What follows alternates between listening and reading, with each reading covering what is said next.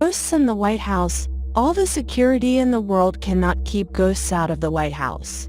And I'm not just talking ghosts in the closet, but actual apparitions. Though the White House was relatively new for its first reported sighting in the late 1700s, it was surrounded by towns along the Potomac River, and as life does everywhere in the world, there were deaths of all kinds and by all means. John Adams, the second United States president, moved in when he won the presidency in 1797. He and his wife Abigail were tenants there from him taking office to the end of his term in 1801. During their 4-year tenure there, his wife would often be found doing laundry in the sunny and dry room called the East Room.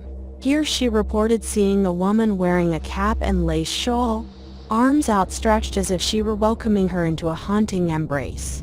Ghosts in the White House. Another specter was David Burns, who was a large landowner and sold what the White House and much of Washington sits on now to the government. Both a guard and a White House seamstress reported hearing a haunting voice declare itself as "I'm Mr. Burns." Though he was not actually seen by either, more a disembodied voice generally heard from the vicinity of the Yellow Oval Room. It makes sense that as White House occupants age and pass on, that presidents themselves would make ghostly appearances. One of the most haunted rooms in the White House was former Andrew Jackson's bedchamber, the Rose Room. Andrew Jackson was reported to be heard by the then wife of President Lincoln, Mary Todd. She was keenly interested in the occult, and it was reported that she would hold seances in order to communicate with her sons, but would sometimes receive cantankerous messages from the previous president, Andrew Jackson, who was reported to be surly in nature. The ghost of President Lincoln was also reported to be seen and heard by numerous staff and residents of the White House. In fact, his spirit is the most prolific of ghost sightings to date.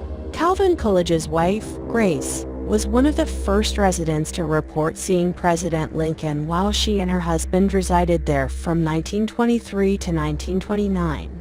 She reported seeing him gaze out at previous battlefields beyond the Potomac. It's interesting to me that so many First Ladies reported seeing ghosts at the White House. Another First Lady, Eleanor Roosevelt, said that she felt President Lincoln's presence while she did her work in the Lincoln bedroom at night when it was most quiet. I personally think Lincoln continues to make so many appearances at the White House because his life was tragically cut short, an impetus for being earthbound. He was also one of the most beloved presidents in our nation's history, and that energetic tie to society may have created a stronger bond at the White House. Other people too reported seeing him. Winston Churchill reported seeing Lincoln by a fireplace when he emerged from taking a bath. Queen Wilhelmina of the Netherlands fainted dead away when she opened her door in the middle of the night in response to a knock, only to find Lincoln standing there, top hat and all. I'm sure many old homes are haunted, but rare are they so famous or the holder of such impactful people as the United States White House.